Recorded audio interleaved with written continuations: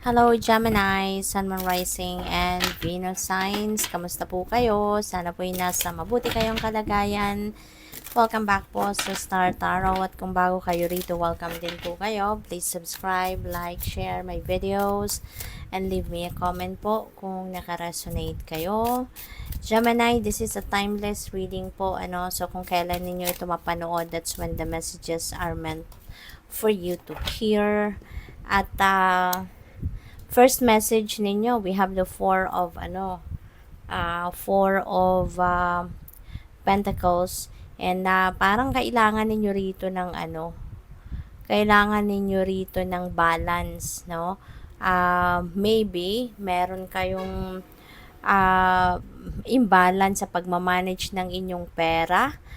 Pwedeng anong nangyayari? Extremes, no? Pwedeng ang tendency dito is it's either sobrang gastos kayo na parang out of control na, or pwede rin naman na sobrang higpit naman ng paghawak ninyo sa inyong kaperahan. So, pwedeng may ganon. Kaya, kailangan na i-balance, no? I-balance ang pagmamanage ng pera, manage your money wisely, para sakto lang, 'di ba? Natutugunan ang mga pangangailangan, natutugunan yung mga financial obligations, financial needs, yung mga ganon, at at the same time, no, nagkakaroon pa rin kayo ng uh, pera na naitatabi kahit papaano, no? So, we also have temperance, and temperance is also about balance. So, pwedeng hindi lang sa pera kayo nagkakaroon ng imbalance, but also siguro in other areas of life, pwedeng kailangan din ninyong balansehin talaga ang lahat. So, maybe kailangan dito ng pag-iisip, pagmumuni-muni, and examine ng sarili, 'di ba? Kung anong mga nangyayari, papaano ninyo minamanage, no? Pinapatakbo ang buhay ninyo, kasi maaari na merong mga areas of life dito na nanineglect or na-overlook ninyo. Kaya there is a need for you to bring the balance back in your life. With the nine of wands naman dito, mukhang boundaries, no, ang kailangan ng iba sa inyo, Gemini. Kasi pwedeng ang iba sa inyo dito, baka masyado na kayong naaabuso ng the people around you. Ang mga tao na siguro sa sobrang bait ninyo, sa sobrang considerate ninyo, baka inaabuso na kayo ng mga tao, maraming tao sa paligid ninyo, baka 'di ba, alam mo 'yung pinakain mo na sa palad mo, gusto pati kamay mo kainin pa. 'Di ba? 'Yung mga ganong klaseng scenario.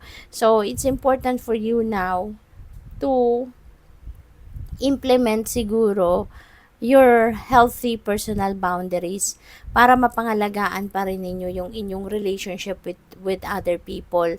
Kasi kung hindi, kung hahayaan nyo lang na ganon, baka dumating kayo sa puntong mabwisit na kayo totally sa kanila, and tuluyan mo na silang alisin sa buhay mo. 'Di ba?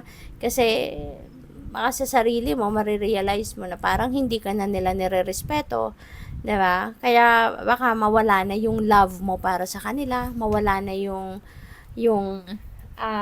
compassion mo para sa kanila, mawalan ka na ng gana, no, sa mga taong ito. Kaya habang may magagawa ka pa para i-save ang relationship mo with them, at pwede mo pa silang maturuan, 'di ba, na i-take in consideration naman yung respeto at paggalang din, no, sa iyo. So, yon. So, tingnan natin kung ano pa. And maraming salamat din, no, for subscribing to my channel. And if you haven't subscribed yet, subscribe na po kayo. At saka maraming salamat din for not skipping the ads, kasi malaking bagay po yan sa channel. Thank you. So, yung next message ninyo is change, no? So, talagang merong pagbabago na kailangang mangyari rito, no? At maaring isa na sa pagbabagong pwedeng mangyari rito is yung pag-i-impose ninyo ng boundaries, no, towards other people, or pagbabalanse ng buhay mo. So, which is really good. Kasi ibig sabihin nito na napapansin mo, no? Or pinapansin mo, pinapangalagaan mo talaga yung iba't ibang area ng buhay mo. Hindi lang ikaw nakafocus sa iisang bagay. 'Di ba? Kasi napapansin mo na may problema, napapansin mo na may imbalance, kaya gusto mo din na ayusin ito, kaya mo babaguhin. 'Di ba? So, which is really good. That's a very good sign. We have strength. So, kailangan mo lang talaga din ng lakas ng loob, no? Lakasan mo yung inyong loob, tibayan mo ang inyong dibdib, lalong-lalo na pagdating sa pagsiset ng boundaries. Kasi hindi madali, no? It's not easy to implement that, no? Sa ano mo, sa buhay mo. Hindi madali, no? Yung magkaroon ka ng mag-set ka ng boundaries, hindi madali yan. But, kailangan mo ng lakas ng loob para din ito sa ikakabuti mo, ikakabuti din ng relationship mo with the people around you. 'Di ba? Para ma-save mo naman. Kasi, lalo-lalo na kung ayaw mo din naman na mawala ang mga taong ito sa buhay mo. So, maglakas ng loob ka na talaga na mag-set ng boundaries para sa kanila, para nang sa gayon ma-maintain ninyo yung magandang samahan, 'di ba? At hindi ka na tuluyang mawala ng gana sa kanila. Kaya magpakatatag ka, tibayan mo ang inyong loob, kaya mo 'yan. No, kaya mo 'yan. Hindi dadating sa point na ganito ang inyong sitwasyon kung hindi mo rin ito kakayanin. So, we also have freedom for some of you. Magiging masayang-masaya ka talaga. Kasi, kumbaga, Independence Day is coming towards you. Finally, makakalaya ka na din, 'di ba? From being restricted, makakalaya ka na din sa mga siguro kasi kumbaga yung buhay mo pinapatakbo siguro ng kung sino man, 'di ba? Yung hinahayaan mo lang kasi nga sobra kang mabait, sobra kang alam mo yon yung mapagbigay, kaya sige ka lang ng sige, susunod lang ako, okay lang ako, yung mga ganon. Pero ngayon, makakalaya ka na, no?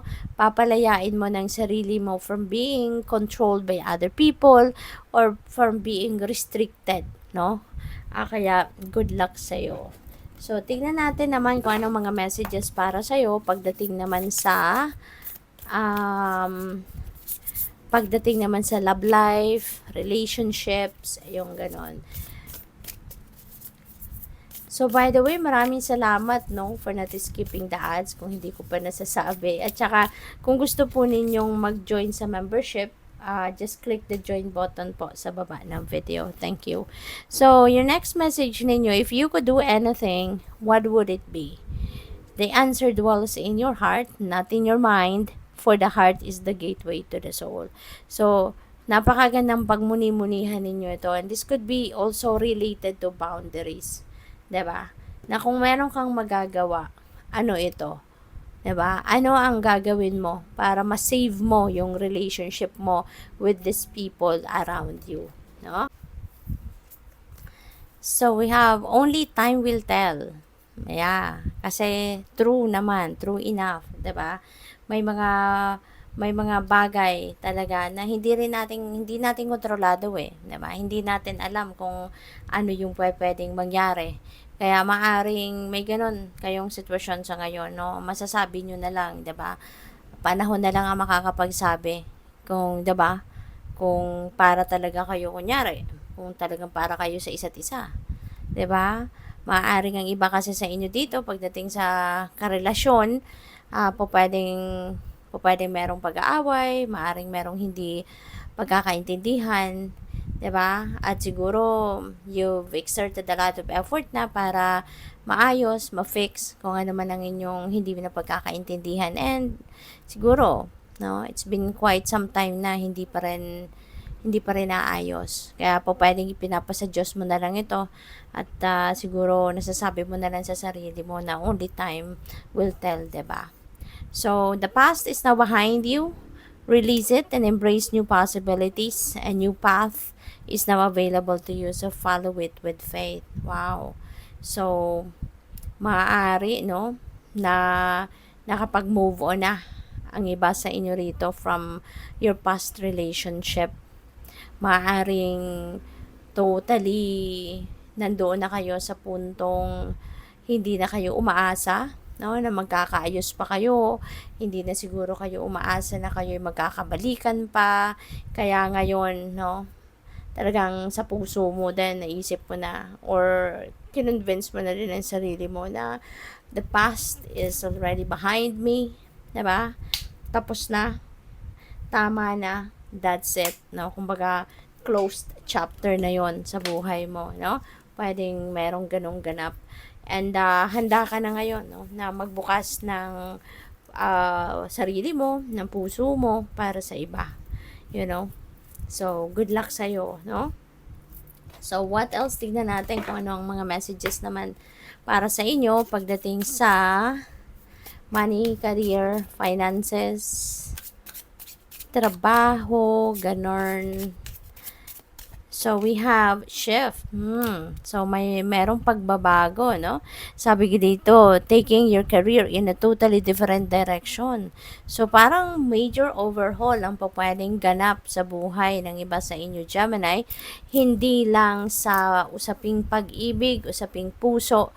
Dito yung mag-shift ang mag-shift ang sitwasyon ninyo, but also in your career. So, maaring totally different path ngayon ang tatahakin mo. Siguro hindi na to, ano man ang susunod mong magiging career, this could be something totally different, no? Kumbaga, out of line ito siguro sa pinag-aralan ninyo or sa dati ninyong trabaho. So, this is totally different path. 'Di ba? Maaring totally walang connection ito sa dati ninyong karera, sa iiwanan ninyong trabaho. So, have the courage to change course, continue to grow, change, and learn. You reach the end of a route where you cannot continue traveling. Kasi nga, this could be something na, alam mo yun, napagod na kayo. Pwedeng hindi na rin ito naka-align sa goals ninyo, kung ano man yung ginagawa ninyo, or ano man na nangyayari sa trabaho ninyo, yung current ninyong trabaho, siguro napapansin ninyo na parang hindi na kayo masaya, hindi na kayo contented dyan, hindi na kayo fulfilled dyan, kaya it's about time na, 'di ba, to change the course of your life. Kaya ito na siguro, no? Tatahak na kayo ng totally different route sa buhay nyo in terms of your career. Perfection, wisdom, perfectionism. Give up your perfectionism. It's causing delays in your finances. Ayan, napakalinaw. 'Di ba? You will never get ahead if you don't overcome the fear of failure.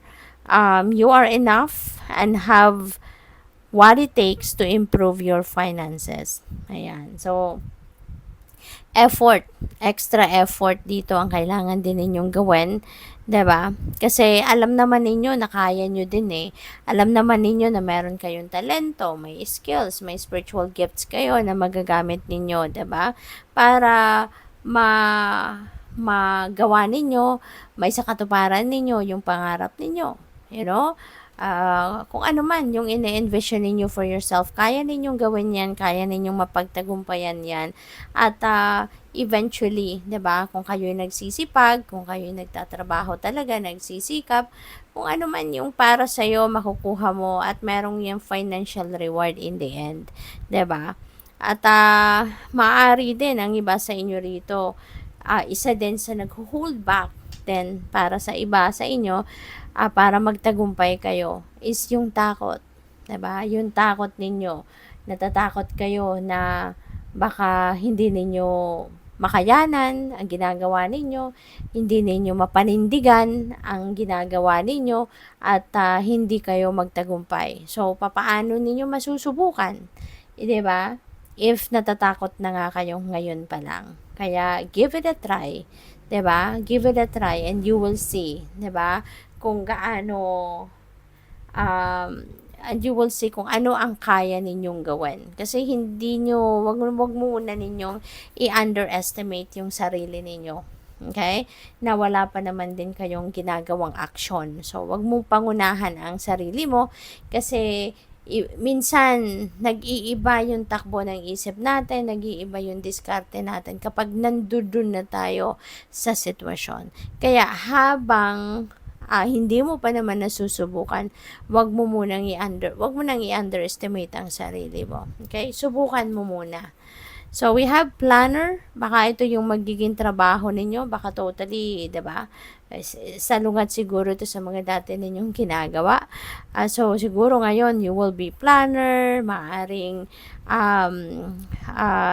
sabi dito, take financial inventory and see what needs changing. Event planning. Ayan. So, maaaring magiging events coordinator kayo, mga ganon, events planner, magiging project manager, or baka interesado din ang iba sa inyo para maging isang professional organizer, no? Pwedeng ganon. Sabi dito, it's crucial that you make a plan to make sure each day counts. Diba? Sometimes, it also helps a lot kung tayo ay nagpaplano, kung tayo pinagpaplanuhan natin ng mga gagawin natin. Kasi at least, 'di ba, handa ka, parang susugod ka sa gera na handa ka with all the tools, with all the weapons, 'di ba? Para kung ano man ang anumang klaseng laban ang pupuntahan mo, at least, 'di ba, alam mo na kung ano yung pwede mong gawin kasi alam mo na kung ano ang dala mong weapon. 'Di ba? Ganun din sa pagpaplano. When you are making plans, 'di ba, for whatever it is na gusto mong makamit sa buhay mo, at least you can be ready, 'di ba? You will have plan A, plan B, plan C, 'di ba? So meron kang options, 'di ba? Pagdating mo sa sitwasyon na 'yon. Pero papaano mo din magagamit ang mga ganon kung hindi ka rin magte-take action. Kaya importante talaga na tayo ay mag-take action. So good luck. Thank you for watching. Love and light. Namaste.